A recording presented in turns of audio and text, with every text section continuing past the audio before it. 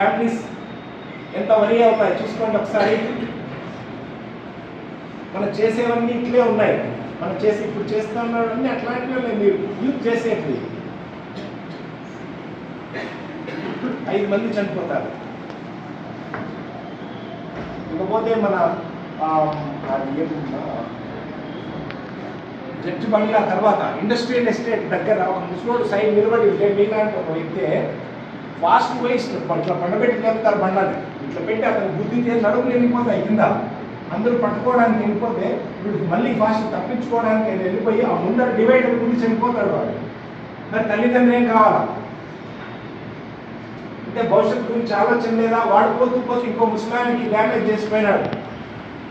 నిన్నటి రోజున నిన్న మన ఏమది చెరువులోపల్లి దగ్గర ఇన్ఫీల్డ్ బండిలో పోతా ఉంటే ముందర అదే బండిలో వేరే వాళ్ళు వెనకలు వచ్చేసి ఫాస్ట్ కటింగ్స్ ఇస్తూ వాళ్ళ వెనకలు గుద్దుతారు. వీళ్ళు గుద్దేస్తే అతని తల ఇంజురీ అయిపోయింది. మరి ఒకవేళ చనిపోతే ఆ పాపం ఎవరికి? మరి వీళ్ళు మైనర్ నడుపుతున్నాడు, వీళ్ళు నడిపితే వీళ్ళు ఒకటే జైలు పోతాడా? పోడు. వాళ్ళ పేరెంట్స్ కూడా పోతారు. ఎవరైతే బండి ఇచ్చింటారో మైనర్ డ్రైవింగ్ లైసెన్స్ లేని డ్రైవింగ్ ఇచ్చింటారో వెహికల్, వాళ్ళ పేరెంట్స్ కూడా జైలు పోతారు. మీరు నడపడానికి మీ పేరెంట్స్ కూడా జైలు పోవడం అవసరమా? దాదాపు మీ దాంట్లో ఒక 20% అన్న బండ్లు తెస్తూ ఉంటారు.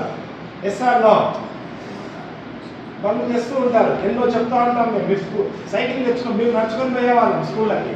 ఇప్పుడు మీకు నడుచుకొని పోయేంత పరిస్థితి అవసరం లేదు. సైకిల్ 5 కిలోమీటర్లు నడుచుకుంటా. అప్ టు 10th క్లాస్ చెప్పులు ఉండేవి కాదు. 10th క్లాస్ చెప్పులు ఉండేవి కాదు. 10th క్లాస్ పోతే అమ్మా నాన్న చెప్పులు కొని ఇచ్చేవాళ్ళు. ఇప్పుడు పుట్టగానే చెప్పులు షూస్ అన్నీ. కానీ కామన్ సెన్స్ ఎక్కువ. అప్పటి పరిస్థితులు మనిషి మీద మనిషి సహాయం అందుకునేవాడు, తప్పదు, డిపెండ్ కావాల్సి వచ్చేది. ఇప్పుడు అవసరంగా ఎవరికి వాడే నలుగురు కూర్చుంటే సెల్ ఫోన్ తీసి చేస్తూనే ఉంటారు, ఏదో చిల్లర పనులు చేస్తుంటారు.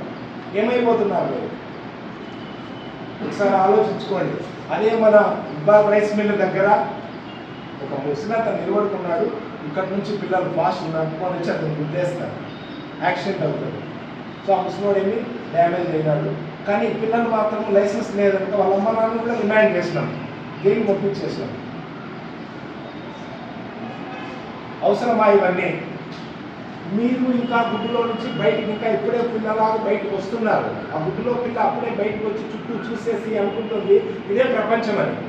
కాదు, ప్రపంచంలో చాలా ఉన్నాయి, అన్నీ ఉన్నాయి. ఇన్ఎక్స్పీరియన్స్, మీరంతా ఇన్ఎక్స్పీరియన్స్తో తెలిసి తెలియక చేస్తున్నారు ఇవన్నీ. కానీ అట్లా కుదరదు. లైఫ్ అంటే ఎన్నో ఆటుపోట్లు ఎదుర్కోవాలా. అట్లాంటి ఏమవుతుంది, ఇక్కడే టీచర్లు ఎంత చెప్తే కూడా అంత మీరు దాటి తేలాల భవిష్యత్తులో. చిన్న దానికి ఇంకేదో బిల్డింగ్ ఎక్కి దూకడంలో చేస్తున్నారు స్టూడెంట్స్. కారణం అంటే వాళ్ళకుంటే నిగ్రహ శక్తి కోల్పోతున్నారు. వాళ్ళకుంటే ఫుడ్స్ అట్లా కావచ్చు, బిహేవియర్ కావచ్చు, సినిమాలు కావచ్చు. సినిమాల్లో కూడా మంచి చెప్తుంటారు, కానీ మనం మంచి గ్రహించము. ఆ దాంట్లో సినిమాలో ప్రకాష్ రాజ్ ఒకటి చెప్తాడు. ఎవరు అడుగుతారు, వెంకటేశ్వర స్వామి తలుపు వేసిన తర్వాత గుడికి ఆ గడప అడుగుతుందంట వెంకటేశ్వర స్వామి, స్వామి నిన్ను తెచ్చింది ఒకే కొండలో రాయిలే, నన్ను తెచ్చింది ఒకే కొండలో రాయిని, నిన్ను చెక్కిన సేపే నన్ను చెక్కినాడు, నన్నేమో తొక్కుతున్నారు, నిన్నేమో మొక్కుతున్నారు, ఎందుకు అని. అర్థమైంది సార్ చెప్పింది. గుడిలో రాయి, శిల్పి చెక్కింది విగ్రహాన్ని, అదే రాయిని.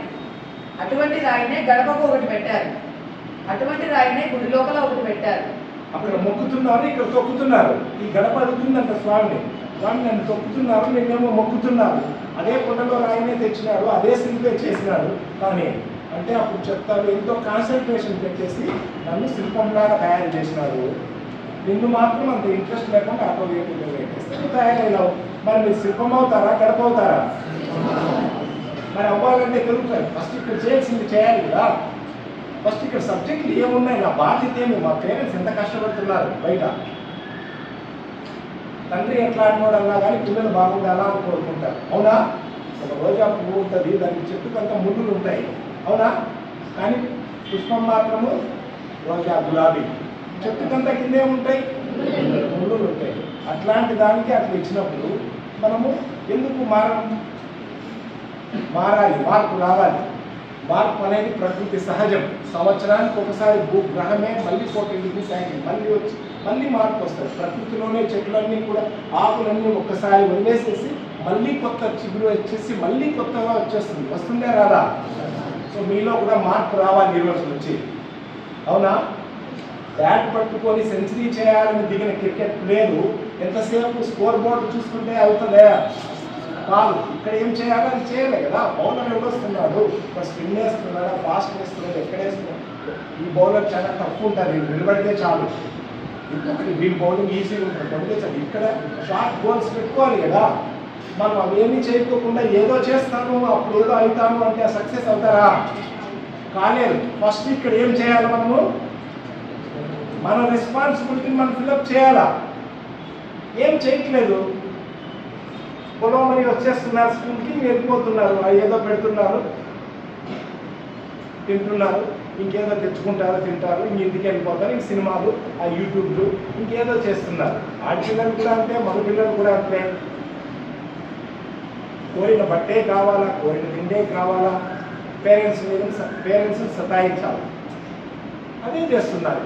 అదన్నీ అవసరమా? పేరెంట్స్ని సతాయిస్తున్నారు, పేరెంట్స్ ఇప్పుడు ఏమైపోతా ఉందంటే నెక్స్ట్ రోడ్డు మీద పోయే సంబంధం లేని వ్యక్తికి కూడా సతాయిస్తున్నారు మీరు బండ్లు తెచ్చుకొని. కారణం ఏమంటే వన్ యాక్షన్ చేసి వెళ్ళిపోతున్నారు, పట్టుకుంటారేమో అని వెళ్ళిపోతున్నారు. అక్కడ పడిన ముసుకోడో ఇంకెవరో లేడీలో ఎవరో ఉంటారు అక్కడ, ఆమె రోడ్డు మీద పడి ఎవరు కాపాడుతారని చూస్తారు. మీరు బుద్ధి వెళ్ళిపోయిన తర్వాత ఒక అర్ధ గంటలో ఏదో